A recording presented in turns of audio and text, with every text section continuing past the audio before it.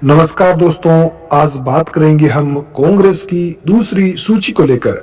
अब कांग्रेस की इस दूसरी सूची की यदि हम बात करें तो आपको बता दें कि कांग्रेस पार्टी ने अपनी 15 नामों की दूसरी और अंतिम सूची के ऊपर मोहर लगा दी है और इन नामों के ऊपर कांग्रेस पार्टी की दूसरी सूची पर सहमति बनी है।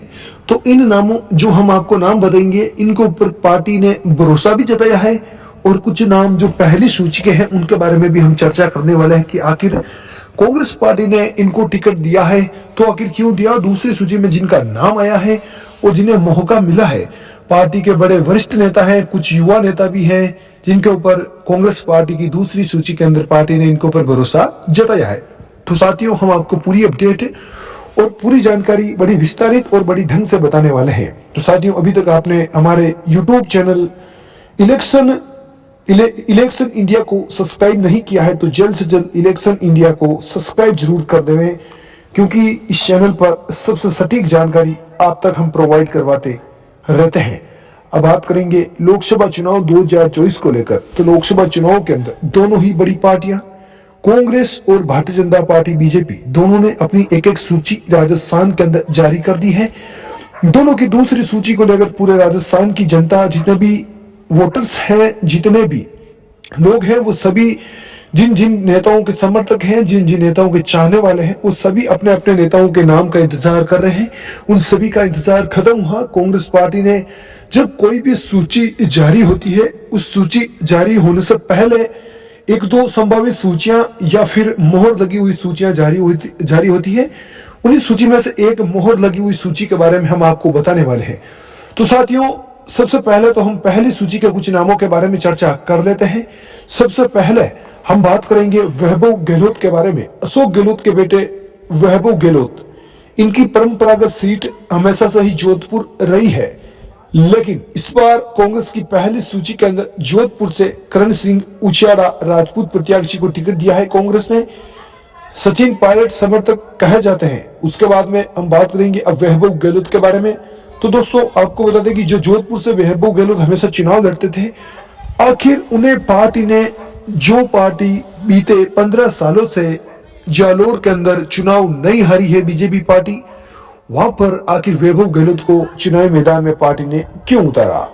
दरअसल आपको बता दें कि वैभव गहलोत ने पिछला चुनाव 2019 का लोकसभा चुनाव लोकसभा क्षेत्र जोधपुर के अंदर से लड़ा था।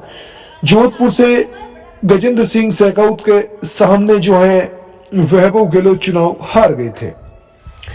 इस बार अशोक गहलोत चाहते थे कि आरएलपी के हनुमान बेनीवाल के साथ में गठबंधन हो और अभी भी वार्ता चल रही है।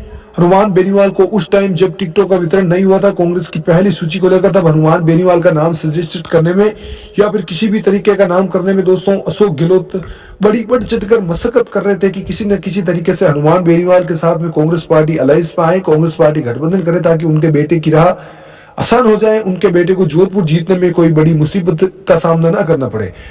आपको ज्ञात होगा, और दोस्तों आपकी जानकारी के लिए एक बात बता दूं आपको कि जो 2019 का लोकसभा चुनाव हुआ था, उस 2019 के लोकसभा चुनाव के अंदर यदि गजेंद्र सिंह शेखावत को सबसे ज्यादा यदि किसी ने मदद की तो वो है हनुमान बेनीवाल। हनुमान बेनीवाल ने किस प्रकार गजेंद्र सिंह शेखावत को मदद की थी। जोधपुर जितना राजपूत बहुल क्षेत्र माना जाता है, उतना का उतना जाट समाज भी यहाँ पर निवास करती है और 36 कौम के लोग रहते हैं, लेकिन जाट बहुल क्षेत्र भी यह माना जाता है, जाट समाज की ज्यादा लोग यहाँ पर रहते हैं। इसीलिए हनुमान बेनीवाल काफी इनके लिए मील का पत्थर साबित हुए थे बीजेपी पार्टी के लिए। लेकिन बीजेपी पार्टी और बेनीवाल के रिश्तों में किसान आंदोलन आ गया और किसान आंदोलन को देखते हुए हनुमान बेनीवाल ने एनडीए का साथ छोड़ दिया। हनुमान बेनीवाल लगातार उसके बाद में बीजेपी के संपर्क से दूर रहे। इन्होंने विधानसभा का चुनाव लड़ा। विधानसभा का चुनाव लड़ने में पहली ऐसी जो पहले थी वो ऐसी बातें आ रही थी कि सरदारपुरा विधानसभा से गजेंद्र सिंह शेखावत चुनाव लड़ेंगे, लेकिन शेखावत बड़े होशियार निकले। उन्हें पता था कि सरदारपुरा से अशोक गहलोत चुनाव हारने वाले नहीं है और हम क्यों अपनी इज्जत गंवाएं, इसलिए गजेंद्र सिंह शेखावत ने उस टाइम बड़ी होशियारी दिखाई। अब लोकसभा के चुनाव के अंदर इस बार गजेंद्र सिंह शेखावत का मामला भी कुछ खास नहीं लग रहा है। कांग्रेस पार्टी के यहाँ पर प्रत्याशी जो है करण सिंह उचियारा बड़े मजबूत प्रत्याशी है। अब दोस्तों हम बात करेंगे दूसरी सूची के नामों को लेकर। तो दूसरी सूची की यदि नामों की बात की जाए तो सबसे पहले हम बात करेंगे जयपुर ग्रामीण के बारे में। जयपुर ग्रामीण की यदि बात करें तो दोस्तों कांग्रेस की ओर से इस बार यहां पर ऐसा प्रत्याशी है, ऐसा नाम जो है जिसको लेकर वाकई दोस्तों बड़ी अच्छी बात है कि इस ऐसे प्रत्याशी को कांग्रेस पार्टी टिकट देगी जिनका भविष्य आगे है और आगे लंबी राजनीति करेंगे। जी हाँ दोस्तों, हम बात कर रहे हैं युवा नेता कांग्रेस पार्टी एनएसयूआई के पूर्व प्रदेश अध्यक्ष अभिषेक चौधरी के बारे में। जी हाँ दोस्तों, आपको बता दें कि अभिषेक चौधरी जो है ये यहां से टिकट की मांग कर रहे हैं और संभावित सूचियों के अंदर अभिषेक चौधरी का नाम भी जारी है। ऐसे में निश्चित तौर पर ही अभी अभी हाल ही में 2 महीने पहले अभिषेक चौधरी ने झोटवाड़ा विधानसभा सीट से चुनाव लड़ा था और अभिषेक चौधरी बड़ी मजबूत स्थिति से चुनाव लड़ते हैं और निश्चित तौर पर ही दोस्तों पहला जो काउंटिंग का राउंड होता है 2-3 राउंड तक इतने बड़े नेता सांसद रहे और अच्छी पकड़ यहाँ के लोकल राज्य कर्नल राज्यवर्धन राठौड़ को पीछे छोड़ देते हैं और उसी टाइम से अभिषेक चौधरी सुर्खियों में आ जाते हैं। आखिर झोटवाड़ा जैसी सीट से राज्यवर्धन राठौड़ को पीछे छोड़ने वाला नेता आखिर कौन है? तभी से अभिषेक चौधरी इस पूरे प्रदेश के अंदर अपनी मेहनत और मशक्कत करना शुरू कर देते हैं। अभिषेक चौधरी को 60,000 से प्लस विधानसभा के अंदर वोट मिलते हैं। अब दोस्तों कांग्रेस पार्टी चाहती है कि अभिषेक चौधरी जैसे युवा नेता को जयपुर ग्रामीण क्षेत्र से चुनाव लड़ाए जाए। ऐसे में निश्चित तौर पर आपको बता दें कि जयपुर ग्रामीण क्षेत्र से अभिषेक चौधरी को चुनावी मैदान में उतारा जाएगा। वहीं दोस्तों राजसमंद सीट की यदि बात करें तो राजसमंद क्षेत्र से इस बार आपको बता दें कि आपको जानकारी के लिए आपको बता दें कि निर्मल चौधरी को चुनावी मैदान में उतारा जाएगा। जी हाँ दोस्तों, आपको बता दें कि निर्मल चौधरी सबसे ज्यादा राजस्थान के अंदर रविंद्र सिंह भाटी के बाद में यदि वर्तमान में कोई चर्चित है तो वो है निर्मल चौधरी। जी हाँ दोस्तों, राजस्थान विश्वविद्यालय के वर्तमान छात्र संघ अध्यक्ष निर्मल चौधरी बड़े लोकप्रिय हैं पूरे राजस्थान के अंदर। इन्होंने अभी अभी हाल ही में 15 या 20 दिनों पहले एनएसयूआई का दामन थामा था और कांग्रेस पार्टी में ये सम्मिलित हुए थे।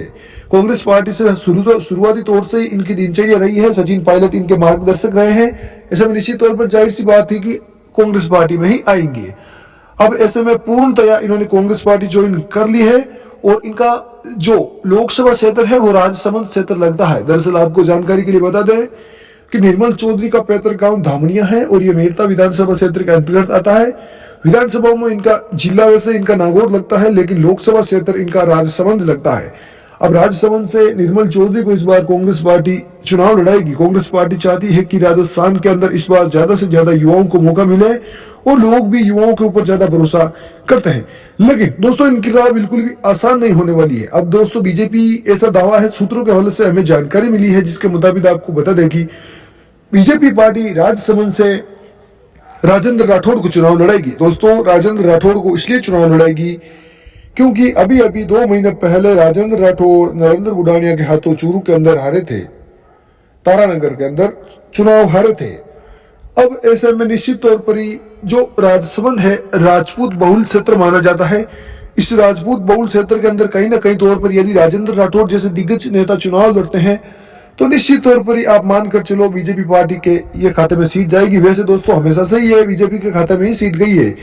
पिछली बार राजसमंद से दिया कुमारी ने, अभी जो वर्तमान में उप मुख्यमंत्री है, डिप्टी सीएम है दिया कुमारी, इन्होंने चुनाव लड़ा था और सबसे ज्यादा वोटों से जीतने वाली दिया कुमारी बनी थी राजसमंद से। राजसमंद की जनता ने दिया कुमारी को अपना खूब अपार और प्यार दिया था। लेकिन इस बार दोस्तों आपको बता दें कि मेरता का लाडला निर्मल चौधरी जो है ये भी बड़े चर्चित चेहरे हैं। उस टाइम उनके सामने कांग्रेस के देवकी नंदन काका थे जो गुज्जर समाज से ताल्लुक रखते हैं। लेकिन इस बार कांग्रेस पार्टी जाट समाज के निर्मल चौधरी को चुनावी मैदान में उतारेगी। ऐसे में निश्चित तौर पर दोस्तों राह भी कतई भी आसान नहीं होने वाली है। अब बात करेंगे जयपुर शहर के बारे में। जयपुर शहर से यदि बात की जाए तो इस बार चुनावी मैदान में कांग्रेस पार्टी प्रताप सिंह खजरीवास को उतारेगी।